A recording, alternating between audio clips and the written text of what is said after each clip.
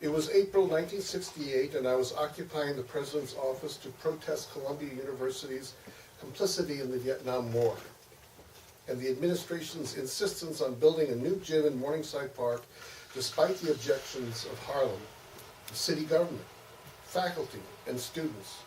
I would spend nearly a week on President Grayson Kirk's second-floor office and law library. Despite the name, the building with the iconic rotunda no longer held books, just administrative suites, until the cops broke down the barricades and we were all beaten up and hauled off to jail in the final bus. We were young, righteous, and full of fervor, and our days together in low commune were deliciously utopian.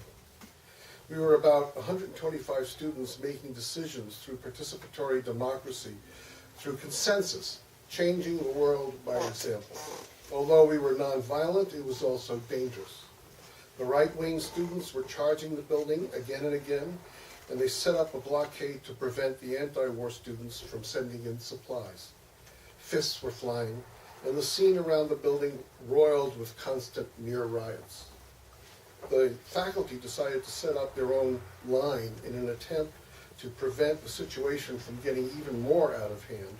Professors took turns standing on the lawn outside the building beneath the second-story window ledges to form a protective cordon to keep the right-wing students from bursting through the windows of Low Library, to get to the pukes inside. That's what we were called. The professors were attempting to be fair, which meant they also stood on the lawn to prevent our supporters from bringing supplies to the communards. In the midst of the siege, I was assigned to a shift standing guard at one of the windows. Behind me and out of sight was one of those long poles with a hook used for opening the tall windows, a possible weapon to pry from the ledge any right-wingers, including some very large jocks, if they made their charge. On the grass below stood the line of professors, and among them was poet Kenneth Koch, doing his stint on the faculty cordon. He was looking up at me, smiling in his affable way. He didn't preach or wail or gnash his teeth, and he offered a friendly wave at me, Les Gosman, and Elinson, the other editors of the literary magazine.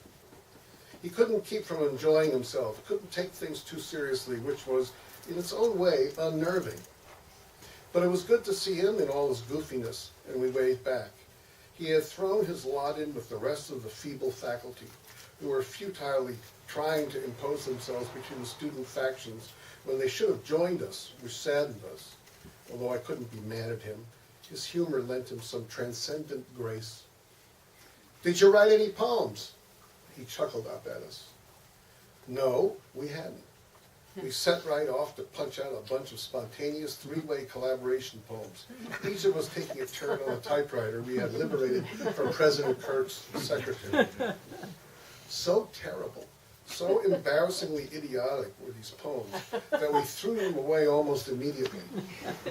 The muse of Andre Breton and Tristan Tzara and Frank O'Hara had failed us. And moment-to-moment rhapsodic bop would sound like Allen Ginsberg. And there was only one Allen Ginsberg. We couldn't bear to write tedious fight team fight anthems or lugubrious boring manifestos. All we could knock out was intense manic gibberish, when what was needed was something entirely new, written in a language no one had yet invented. Still, I marveled at Koch's sweetness, his unwillingness to change his peaceable demeanor in the face of chaos and violence, his chuckle and his question, "Did you write any poems?" Whenever times had been tough in my life, I remembered Kenneth Koch's chuckle, seen his sweet grin, recalled the pleasures of peace, and heard his question, "Did you write any poems?" That moment stuck in my memory. This little book is one more attempt to write that poem.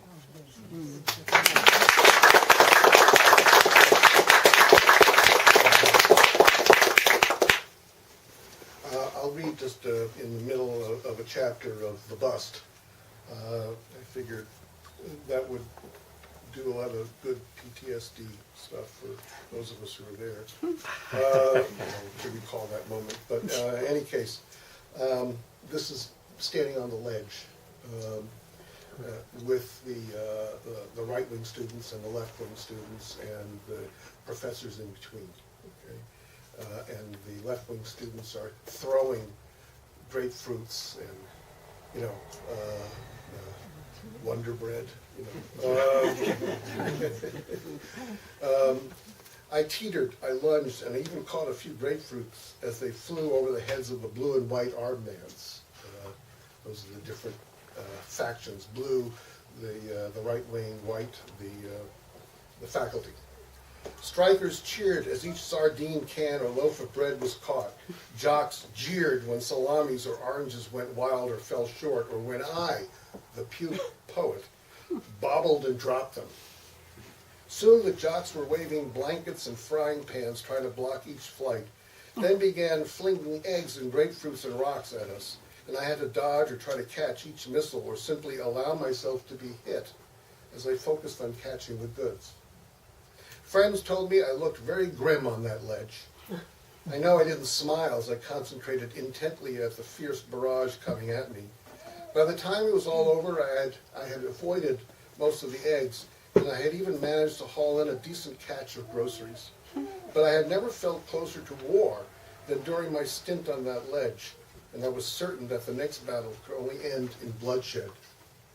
In response to that brawl, President Kirk, and Truman, the vice president, sent a squad of cops to form yet one more line, this time in front of the jocks to keep the warring sides apart. Now we had 3 cordons around us, and while still we held the heights on the ledge, we could only wonder how long this danse macabre could go on. Not long, as it turned out. That night, Low Library, which is where we were, Low voted unanimously to reject the faculty's last deal, what they called their bitter pill, the compromise that would be hard for all sides to swallow. Now the bus would surely come. We met for hours deciding how we would make our last stand. One suggestion even floated around that we should all strip and resist nonviolently while stark naked. This tactic had its charms, but it was dismissed as too dangerous. Who knew how the cops might react to a bunch of girls and boys in the buff? Bobby Plower argued passionately yet calmly for fighting the cops. If the blacks were willing to defend themselves with guns, they were in a building by themselves in Hamilton Hall, we could at the very least use our fists. Discussion went on, but finally we voted in favor of nonviolent passive resistance, clothes on. Some would go limp while others would allow themselves to be taken. Then let me barricade myself in a separate room so I can fight the cops, Bobby pleaded, tears in his eyes. No, that would only court disaster. Bobby was a Navy Vietnam vet, a munitions expert, and despite his quiet, sincere demeanor, some thought he could have been a provocateur. No, we had to stick together, our obstinate unity, the one thing going for us, and a lone warrior could bring down a hail of bullets. A crew went off to reinforce the barricades. You know, I respect the Commune's decision, no matter what, Bobby softly responded. So I'll leave. I'm going to Hamilton. At least black people are willing to fight, and the time has come to fight. Bobby was no grandstander, no loudmouthed braggart. He was serious, ready to make the sacrifice. The war had etched a deeper, more sorrowful scar in his soul, but it was still an odd, lonesome feeling watching him climb out the window. He raised his fist in one last salute, then plunged into the night and the chanting crowds to make his way to Hamilton and possible death. A year or so later, he was arrested for setting off bombs at recruiting stations. He was convicted, sent to Attica, took part in the uprising there, yet managed to survive the onslaught by the police. At 2 a.m., the water was shut off, while word came over the walkie-talkie that cops were massing on Amsterdam Avenue. This was it. No more false alarms. The bust was on. Crowded into the largest room of the suite, we stood with our arms linked in a series of concentric circles, singing "We Shall Not Be Moved" and other civil rights songs. Axes and hatchets began chopping through the barricade of desks and bookcases and nailed-up boards, the rhythmic thuds playing counterpoint to our hymns. Suddenly a swath of blue uniform could be seen through the rubble. then a blue arm. The girls screamed and we sang even louder to drown out the fear. By chance, the literary crowd from the Columbia Review had formed the smallest orbit in the very center of Lowe's concentric circles. I clutched Elinson arm tighter when the cops broke through. I looked at Les Goddeman's bulging eyes, at Kathy Knowles's and Nancy Werner's pale faces, and we howled, "We shall overcome," knowing our time had really come when the first cop stepped through the hole. That's when I noticed David Somerset. Some names are real, some are not. He works for the government, so it's not real. David stood by himself in the very core of our innermost circle. There in the heart of Low Commune was David, an open paperback in his hands, arms linked to no one else's. He clutched his book, his eyes steadily moving along the type. I did a double take, but there he stood, reading with unaccountable serenity, his glasses teetering on his nose. So intent on finishing the book, invisible in his wry, unassuming manner, he wasn't noticed by anyone else. Despite the rising panic, despite the smell of violence, despite our straining voices, he kept on reading, unperturbed.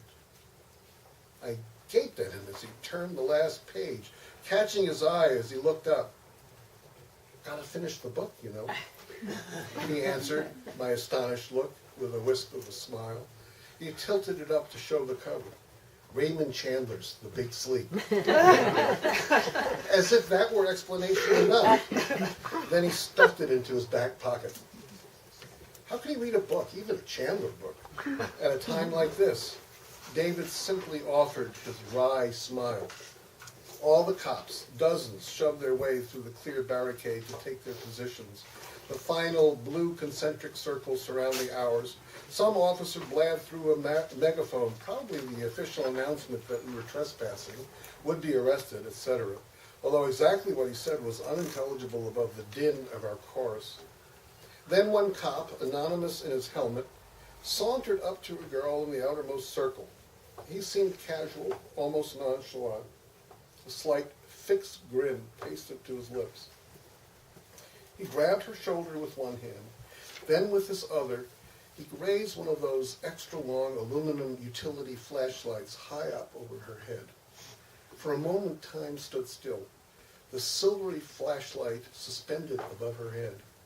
I stared at the frozen glitter of light on the long metallic tube, and even now I could see it glinting, forever poised above her head.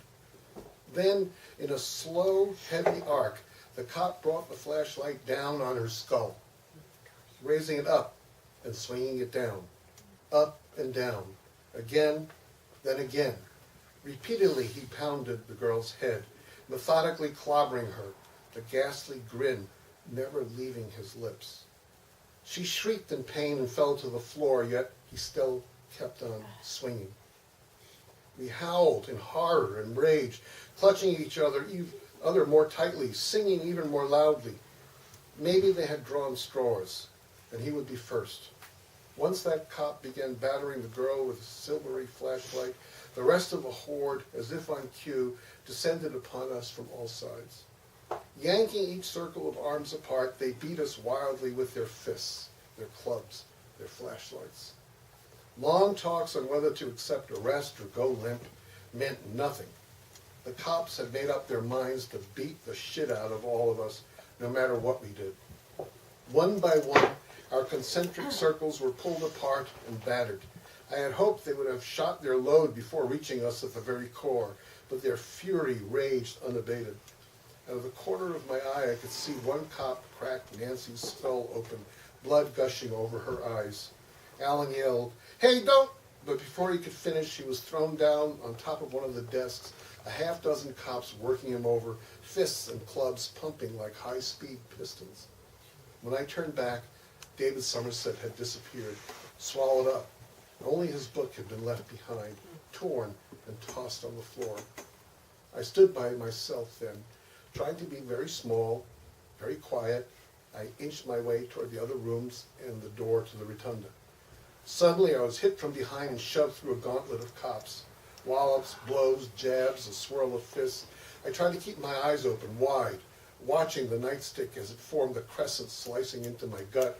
Then, oddly, the floor quickly thrust up to my nose, and all I could see were bits of rug and dirt and darkness. Okay, well,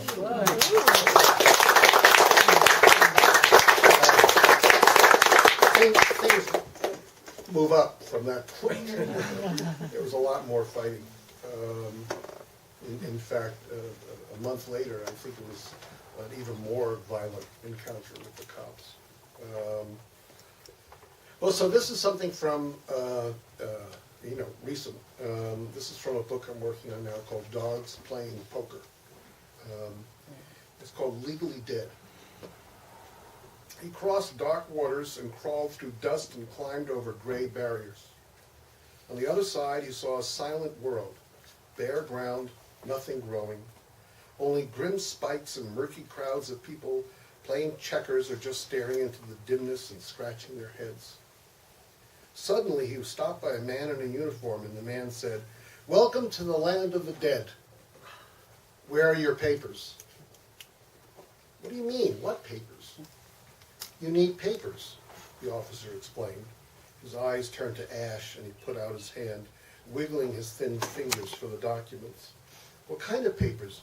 You need papers to be dead?" "You need a death certificate. Show me your death certificate." "But I don't have one," the traveler replied.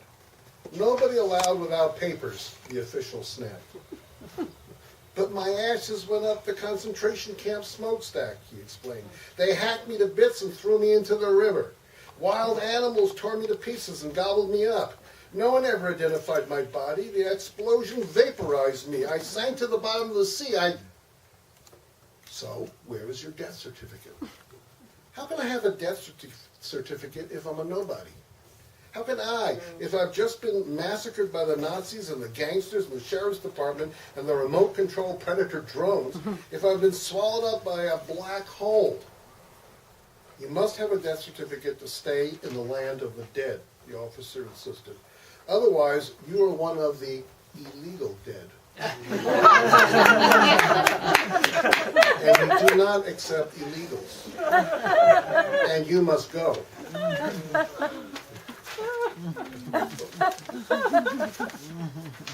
"But what do I do? How do I get this death certificate?" "You must go back to the land of the living. You must wait online and get your papers like everyone else. And if you don't, you can never come here. Go to the land of shit for all we care, but don't come back. We only take the dead who have been authorized and certified by all the right agencies." "But where do I go to get this damn death certificate? I mean, I may be illegal, but I'm not alive. I can't go back to the land of the living. Where do I go?" He put his ashy hand on the traveler's shoulder and said, "If you can't go to the land of the living, go at least to a place that will notarize that you are indeed legally dead."